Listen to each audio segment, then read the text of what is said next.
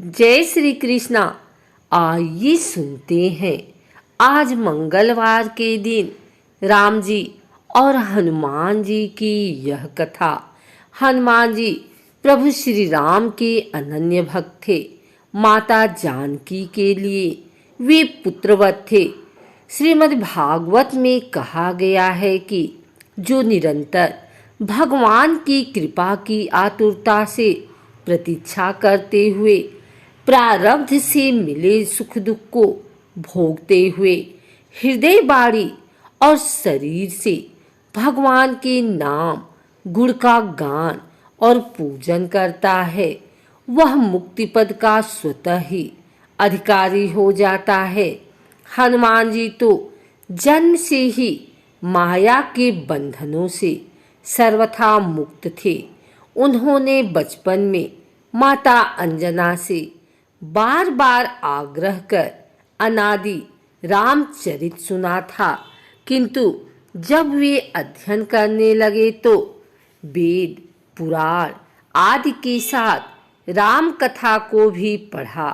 किष्किंधा पर्वत में सुग्रीव के पास आने पर उन्हें ज्ञात हो गया कि अयोध्या में प्रभु श्री राम ने अवतार ले लिया है। बस तभी से वे अपने भगवान के दर्शन की प्रतीक्षा करने लगे। रावण द्वारा सीता माता को चुराने के बाद खोज करते हुए श्री राम अपने भाई लक्ष्मण के साथ ऋष्यमुख पर्वत पहुँचे, जहाँ अपने भाई बाली से तिरस्कृत होने के बाद सुग्रीव हनुमान जी एवं अन्य बानरों के साथ रह रहे थे।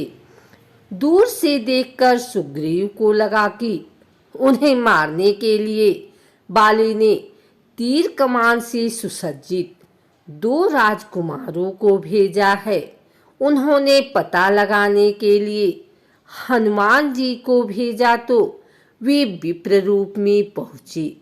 परिचय पूछकर वे अपने स्वामी को पहचान गए और उनके पैरों पर गिर पड़े।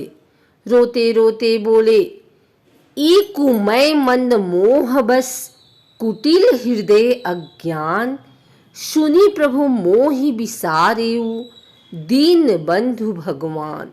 श्री राम ने उन्हें उठाकर हृदय से लगा लिया।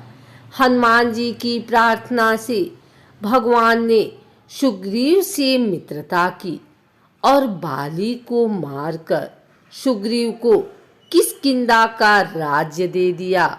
हनुमान जी ने पूरे रामचरित्र में कई बार अपने बल बुद्धि और विवेक का परिचय दिया है। जब राज्य भोग में लिप्त होकर सुग्रीव जी सीता माता की खोज करना भूल गए तो हनुमान जी ने उन्हें सचेत किया। समुद्र लांघते समय देवताओं द्वारा भेजी गई नागमाता सुरसा ने उनके बल और बुद्धि की परीक्षा लेकर उत्तीर्ण किया तो समुद्र में छिपी राक्षसी सिंहिका को मारकर वे लंका पहुंच गए। वहां द्वार की रक्षा कर रही राक्षसी लंकनी को एक घूसा मारकर ठीक कर दिया और छोटा रूप रखकर अंदर घुस गए। अशोक वाटिका में माता जानकी के दर्शन और मुद्रिका देने के बाद उन्हें आश्वस्त कर अशोक वन को उजाड़ दिया। रावण के पुत्र अक्षय कुमार का वध कर रावण को अभिमान छोड़ श्री राम की शरण लेने के लिए समझाया। रावण तो हनुमान जी को एक बानर ही समझ रहा था। वह उनकी बुद्धि कौशल और क्षमता को नहीं पहचान सका। भरे दरबार में वह तो हनुमान जी को मारने दौड़ा। हनुमान जी ने माता सीता को अशोक वाटिका में ये विश्वास दिलाया कि वे प्रभु श्री राम के दूत हैं। वे पहचान के रूप में ही उनकी अंगूठी लेकर आए। तो माता सीता का उनके प्रति स्नेह जागा। सीता माता की आंखों में जल भर गया और उन्होंने कहा कि वे तो आशा ही छोड़ चुकी थी, किंतु अब तुमने मेरे सामने उपस्थित होकर फिर से आस जगा दी है। उन्होंने कहा कि तुम तो मेरे लिए तिनके के सहारे के समान हो। सीता माता ने कहा कि प्रभु श्री राम और लक्ष्मण जी के कुशल क्षेम पूछने के बाद कहा, आखिर रघुनाथ जी ने मुझे भुला क्यों दिया, जबकि वे तो जीव मात्र पर कृपा करने वाले हैं। हनुमान जी ने उन्हें आश्वस्त करते हुए कहा कि हे माता, आप अपना दिल छोटा ना करें, क्योंकि उनके मन में आपके प्रति स्नेह 2 गुना है। हनुमान जी ने सीता माता को आश्वस्त करने के बाद श्री रघुनाथ जी का संदेश सुनाते हुए कहा कि हे सीते, तुम्हारे वियोग में अब मुझे कुछ भी अच्छा नहीं लगता है। सभी अनुकूल पदार्थ अब प्रतिकूल लगने लगे हैं। पेड़ों के नए नए पत्ते भी अग्नि के समान शांति देने वाली, रात्रि काल रात्रि के समान कष्ट देने वाली और सबको शीतलता प्रदान करने वाला चंद्रमा सूर्य के समान तपन देता लग रहा है।